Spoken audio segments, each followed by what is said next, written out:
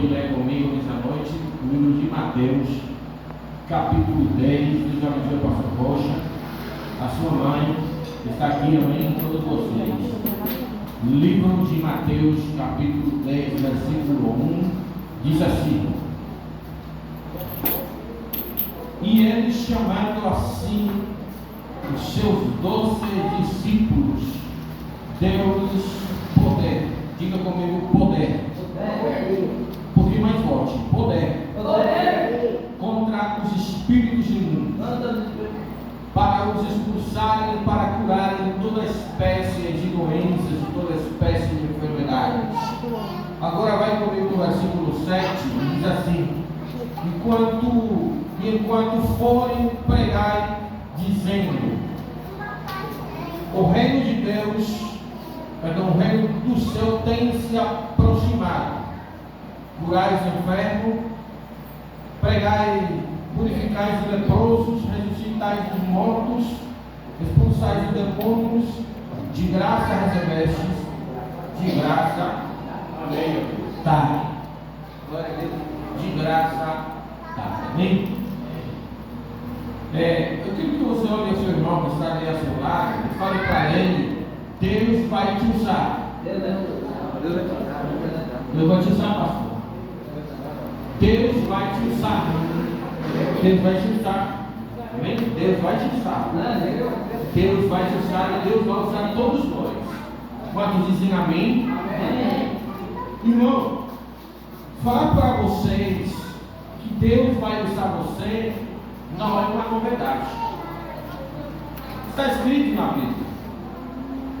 Está escrito, especificado para todos nós, que Ele vai usar a gente, que Deus vai usar as nossas vidas. Deus vai usar as tuas mãos, Deus vai usar a tua boca, Deus vai usar a tua família, o teu casamento, Deus vai usar o teu ministério, Deus vai usar os teus filhos na escola, Deus vai te usar no trabalho, Deus vai te usar em qualquer parte onde você ter a oportunidade para Deus te usar. Uma das coisas que nós, como igreja, precisamos saber é que Deus vai nos usar e que nós temos que dar a oportunidade para que o Espírito Santo de Deus nos use. Sabe por quê? Amém. Irmão, Moisés, o homem que foi criado dentro do palácio do faraó, dos egípcios, ele foi levado à casa do faraó em um momento quando a nação de Israel estava sofrendo muito. E eu vou te falar só um pouquinho, dar uma pincelada rapidamente para você me entender. O faraó tinha dado um decreto real, e ele falou para que todos os filhos, as crianças, homens do sexo masculino forem mortos. O faraó falou que todos os meninos que nascerem no Egito, da parte dos hebreus, eles tinham que ser lançados, tirados dentro do rio Nilo.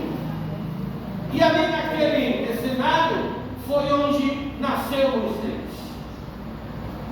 Deus levanta a Moisés, ou nasce Moisés num momento triste para a nação de Israel, ou para o povo dos hebreus, os semitas. Sabe uma coisa, irmão? Quando já Moisés tinha 40 anos de idade, ele chega e ele fala dentro do palácio do faraó, e ele disse: eu vou dar uma visitada aos meus irmãos hebreus que estavam sendo escravizados. E isso me chama muito a atenção, porque ele não esqueceu de onde ele saiu. E sabe o que eu quero te falar nessa noite, inspirado pelo Espírito Santo? Que você não pode esquecer de onde Deus te tirou, de onde você vem, porque de onde nós viemos é para onde nós vamos. Eu vou te repetir de novo: de onde nós viemos é para onde nós vamos. E muitas vezes nos esquecemos de onde Deus nos tirou. Muitos vão nos tirar do tráfico, muitos vão nos tirar das drogas, muitos vão nos tirar do alcoolismo, muitos foram tirados da prostituição, da homossexualidade, etc. E nós não podemos esquecer de onde Deus nos tirou, porque daí, irmão querido, nós temos que testificar para o mundo inteiro, porque nós sabemos quem nos salvou. Então Moisés, ele não esqueceu de onde Deus tirou ele, e ele foi visitar os seus irmãos. Só que aquele dia, quando ele foi visitar os seus irmãos, aconteceu uma coisa misteriosa, mas da parte de Deus, posso falar assim, porque está escrito na Bíblia. Quando ele sai e chega onde estão os seus irmãos, ele viu um egípcio maltratando a um dos irmãos hebreus. Naquele momento, ele se encheu de raiva e ele começou a golpear aquele homem, a machucar aquele egípcio, até que ele o matou. Ele escondeu na areia e a história não ficou ali. A Bíblia fala que o outro dia ele saiu de novo visitar os seus irmãos hebreus e estavam dois hebreus brigando, lutando entre eles, uma confusão terrível. E naquele momento então ele falou para eles: por que estão brigando? Por que vocês, sendo irmãos, estão brigando? Mas ele então falou, um deles falou para Moisés e disse-lhe: você vai me matar como matou ontem o egípcio? Ele se encheu de temor, de medo, e saiu fugindo da terra dos egípcios. Ele atravessou o deserto e ele chegou a Midian. E naquela terra, meu querido, então começa uma nova história para Moisés, porque ele estava acostumado a ser filho da filha de Faraó. Ele era um neto de Faraó. Ele comia bem, ele mexia bem, ele tomava banho como o filho do rei, ele estava como o filho do rei. Mas eu quero te falar que quando ele chega naquele lugar, ele começou a ser pastor de ovelhas do seu sogro.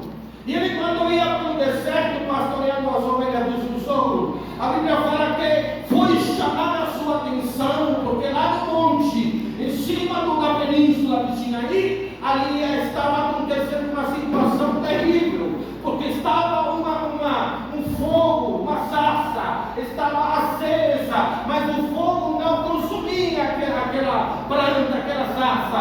E ele foi chamando a sua atenção, pastor. E quando ele viu, então ele falou: eu vou ir e eu vou ver aquela grande visão, porque está acontecendo naquele lugar. E quando ele chega perto, então Deus chama Moisés e diz-lhe: Moisés, Moisés, tira a sandália dos teus pés, porque no lugar onde você está, ele é santo, é um lugar santo. Ele se encheu de temor, ele tirou a sandália, ele se tirou na cabeça no chão, e então começou a falar com Deus.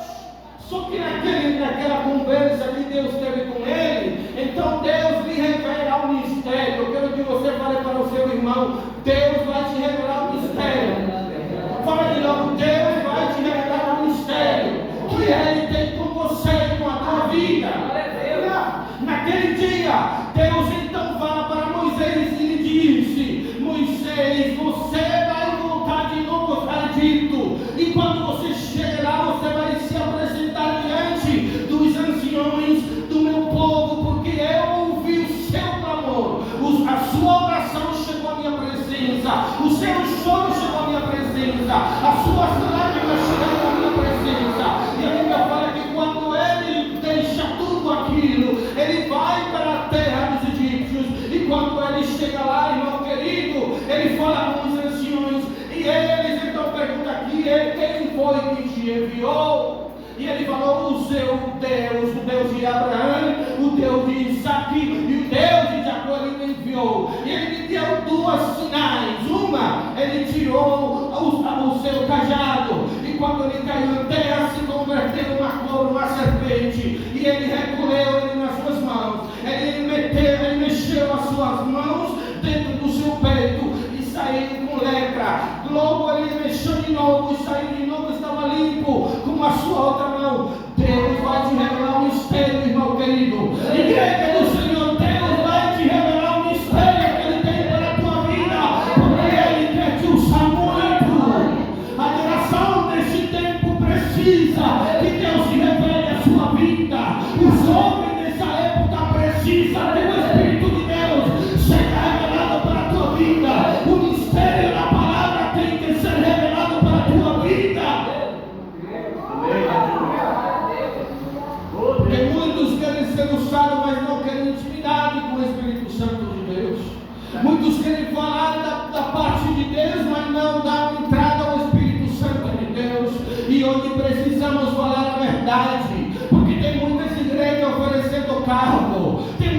igrejas oferecendo título, tem muitas igrejas oferecendo dinheiro, tem muitos pastores nas ruas pregando o que é falso, falando Deus me falou, mas de mentira. Onde precisamos falar o que sai da boca de Deus, onde precisamos falar a palavra de Deus, onde precisamos de urgência falar a verdade escrita na palavra de Deus, o que realmente Deus quer que nós falemos é a verdade, e conhecereis a verdade, e a verdade vos libertará, e conhecereis a verdade, e a verdade vos libertará. A questão é, pastor Rocha, que muitos estão falando mentira, dizendo Deus me falou, quando Deus não falou nada, e por isso que vive uma vida cheia de vergonha, uma vida, um casamento cheio de fracasso, cheio de infidelidade. Mas eu sei que nessa noite tem uma igreja que fala a verdade, que fala o que sai da boca de Deus.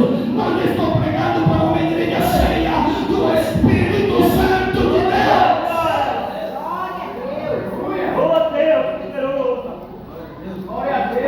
Sinto graça de Deus nessa noite. Estou sentindo graça de Deus aqui. Glória a Deus. Deus quer te usar, igreja. Deus quer te usar, homem de Deus. Deus quer te usar, jovem. Deus quer te usar, pastor. Deus quer usar essa igreja para falar a verdade, para que eles não estouvam.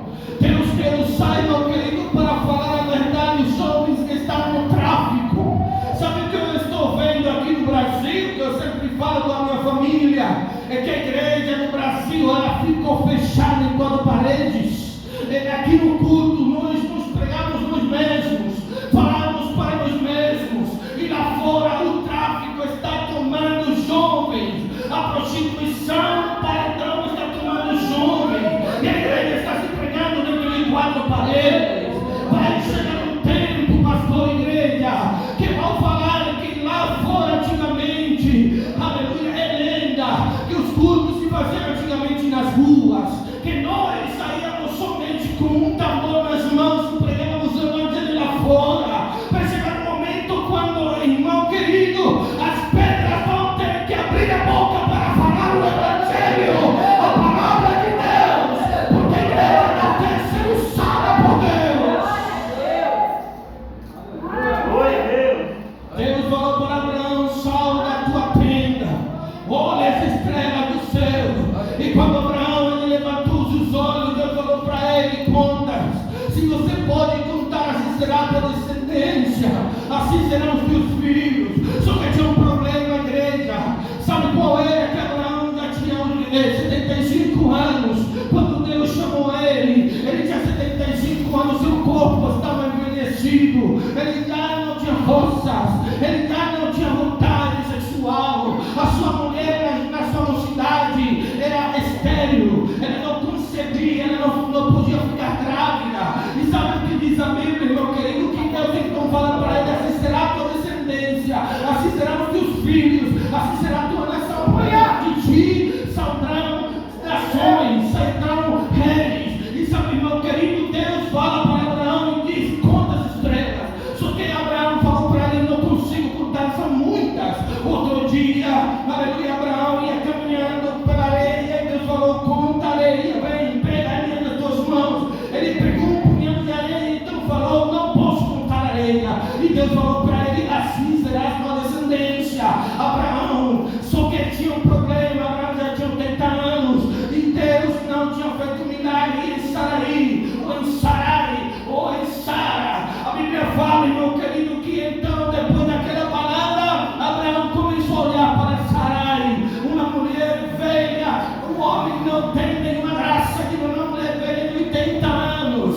Quem cobiça uma mulher velha, pastor? Nenhuma pessoa quer ter a intimidade com ela. Mas Abraão começou a olhar aquela mulher e disse: essa mulher está ficando bonita, a mulher está ficando boa, a mulher está ficando gostosa. Sabe uma coisa, irmão querido? Começou Abraão a sentir vontade pela sua esposa. Eles então entraram no Egito. Veja, irmão, o mistério. O Egito representa o mundo. O Egito é a representação do mal, das coisas erradas. E Deus então permite que Abraão chegue na terra dos egípcios. E quando ele chega lá,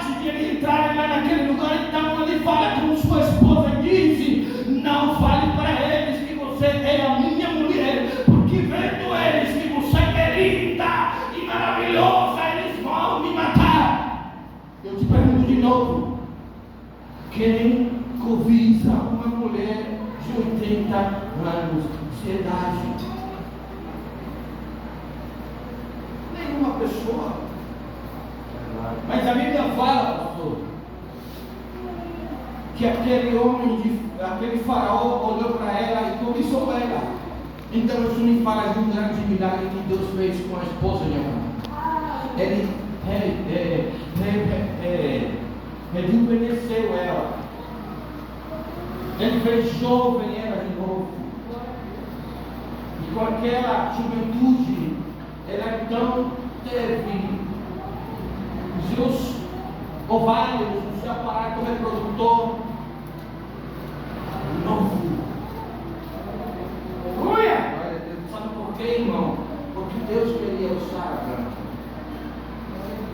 Se você ler a Bíblia toda, você vai achar nomes estranhos, nomes comuns que Deus levantou para serem usados.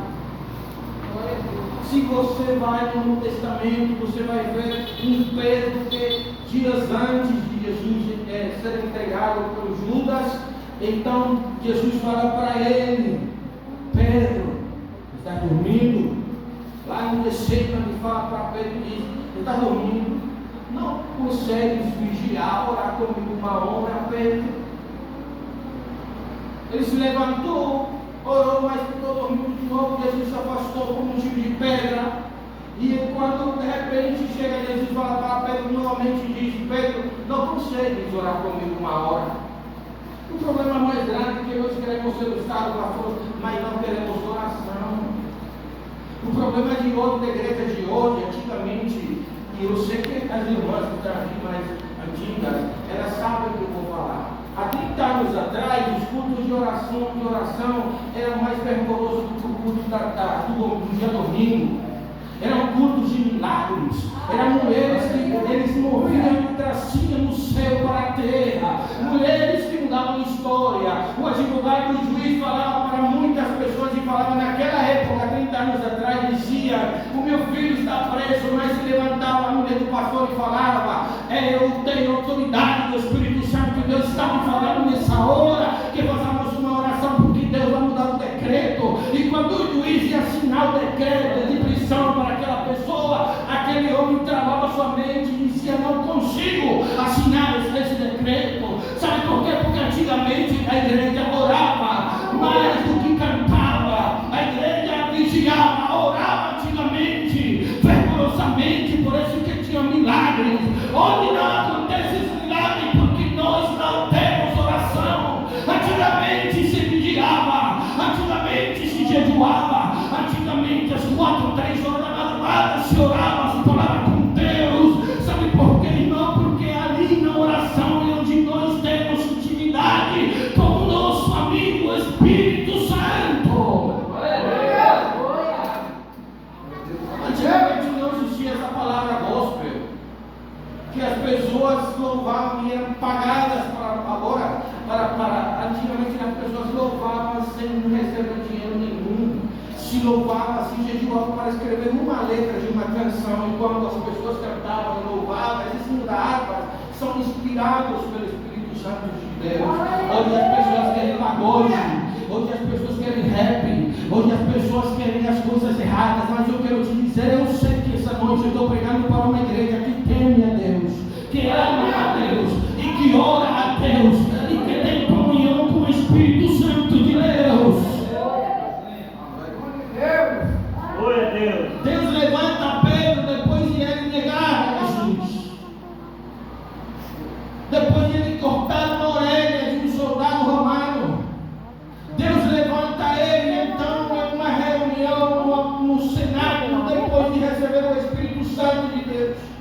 Eles estavam ali, irmão, depois das festas da Páscoa, ou quando estava chegando para ser realizada a festa da Páscoa, eles estavam ali orando, guardando a promessa que Jesus tinha falado para eles: não saia de Jerusalém, fiquem ali atentos, hasta que recebam o outro Consolador, o Espírito de verdade, aquele que vai ensinar todas as coisas, fiquem ali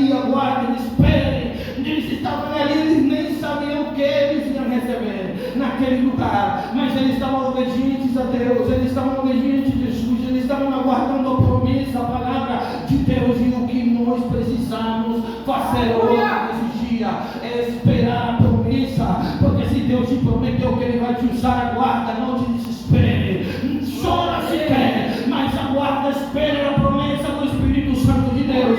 Eles estavam ali, meu querido, aguardando a promessa que Jesus fez para eles. De repente o céu foi aberto, Deus escutou a sua oração e o Espírito Santo desceu, e ele foi manifestado em língua repartida como que de fogo. Eles começaram a falar em outras línguas, segundo o Espírito dava para eles falarem. E a Bíblia fala, irmão querido, que as pessoas começaram a se juntar naquela grande reunião. Eles falaram que é meio-dia, o sol está quente. Outros criticavam e falavam: estão cheios de monstros, eles estão embriagados, eles estão doidos, eles estão falando coisas. Mas os que estavam de outras nações, que tinham chegado daquele lugar, eles então começaram a dizer: eles estão falando das maravilhas de Deus nas nossas próprias línguas, na qual nós nascemos. Foi manifestada a glória de Deus. E Pedro, sabendo que o Espírito Santo tinha descido naquele lugar, ele se levantou. Antigamente, antes de ele receber o Espírito Santo, ele era um homem tímido, mas de um caráter forte. Mas Deus transformou a sua timidez, irmão querido, em uma valentia, um valeroso. Ele se levantou e disse: eles não estão bêbados, eles não estão embriagados, eles não estão doidos. O que desceu foi o que aconteceu, que está escrito no livro de Joel, capítulo 1, versículo 21, que nos posteriores dias desceria o Espírito de Deus. E hoje, irmão queridos, há descido também nesse culto o Espírito Santo de Deus nessa noite. Ele está nessa casa. Quantos louvam o Espírito Santo de Deus? Deus levantou Pedro, mas também levantou Paulo. Deus levantou Estevão, mas também levantou João, o maior escritor das grandes profecias do tempo do fim. João, aquele que caminhou com Jesus. Então, o que eu quero te dizer nessa noite é que Deus quer te usar, mas o que você e eu estamos dispostos a fazer para ser usados por Deus? Porque para ser usado por Deus, nós precisamos abrir mão de muitas coisas. Eu vou te falar novamente: nós precisamos abrir mão de muitas coisas para ser usados por Deus. Nós precisamos sair da mundanalidade. Nós precisamos, porque é uma coisa, muitos cristãos dizem assim: o que eu vou falar agora é sério. Mas então eles dizem assim, eu não trabalho, mas eu estou aguardando a bênção de Deus na Mega Sena. E eu falei para Deus que se Ele me permite ganhar a Mega Sena, eu vou trazer o meu dízimo para a igreja. Mentira do diabo. Muitas pessoas estão jogando loteria, jogando tigrinho, fazendo aposta na internet, acreditando que Deus vai abençoar. Mentira do diabo. Muitas pessoas têm que abrir mão de muitas coisas, da masturbação, da infidelidade, tem que abrir mão, irmão querido, do adultério, da fornicação, da fofoca, tem que abrir mão de muitas coisas para ser usado por Deus.